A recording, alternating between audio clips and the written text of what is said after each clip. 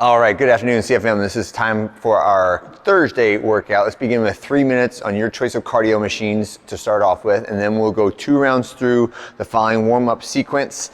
Band face pulls, so 8 reps with a tiny band, hands about shoulder width apart, rowing and pulling over the top of your head, right?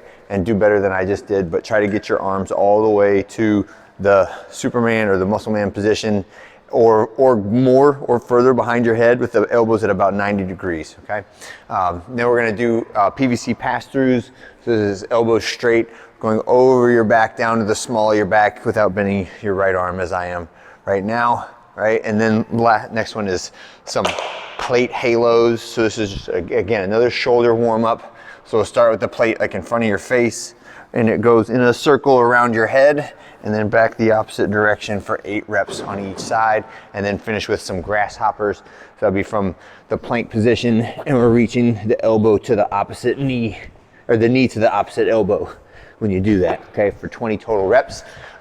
Then we're gonna practice some barbell work. So if you're going to choose snatch, then perform some snatch warm-ups. If you're gonna do cleans, do some clean warm-ups. Just practice the movement a little bit before we get to the drills and the EMOM. And for everyone, you get to choose today whether you would like to do the ground to shoulders movement. So that is starting from the grounded position, perform the clean, catch it at your shoulders. On the snatch, again, it's starting at the grounded position, and then we're finishing in the overhead position, all right? So either of those are fine. Pick which one you find more valuable to you. The snatch is obviously more technical, more difficult, requires more speed, and will not be as heavy as the clean. The clean is our standard one that we're gonna do pretty much every week. That has a lot of functional transfer value. Snatch is a fantastic tool to train it. It is less of what I would call a functional movement, even though it kind of meets all the criteria. Snatch is one that don't think I would ever catch anybody doing outside of the gym. Where cleans, you see people doing cleans all the time when they pick up a bag of dog food or concrete or a child or something. Right, so just keep that in mind as we do it, understand why you want to do each movement and make sure that there's a good argument for that. So the the workout format will be 16 minutes, every minute on the minute. It will be 3 minutes of work followed by 1 minute of rest, and we're repeating that sequence 4 times. Okay, so the first one is going to be 5 reps of either clean or the snatch. We're going to do a pull from the low hang position. So the pull means my elbows stay straight, and I'm going to demo the clean versions of this, right? So I'll start from below my knees but not touching the ground, jump and shrug.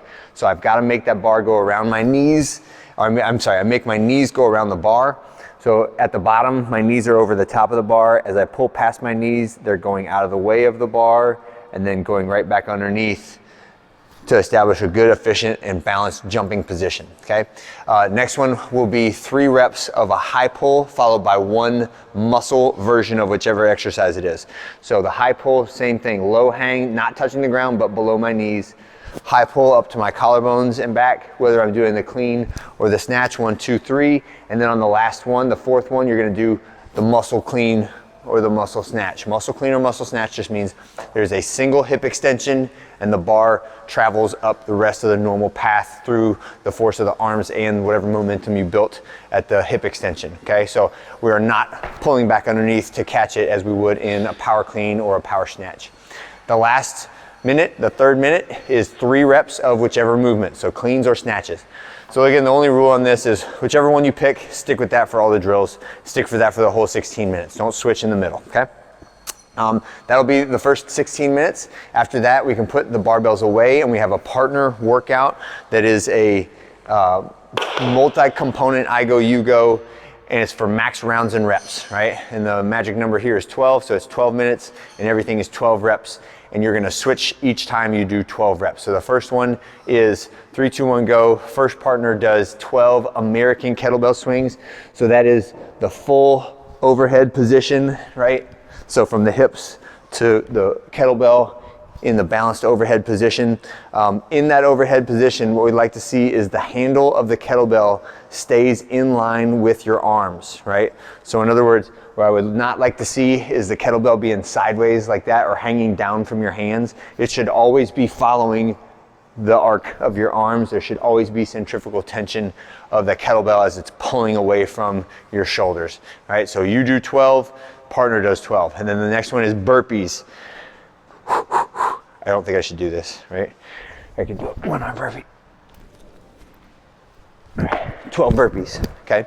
So, and I do 12, you do 12, etc., right? And you just go back and forth like that. So it's gonna be a little burst of energy and then a little rest, then a little burst of energy, a little rest. And ideally we should be able to go at a faster pace because half of this workout is rest. So if you do this solo, just think about however much time you took to do 12 kettlebell swings, you rest that much.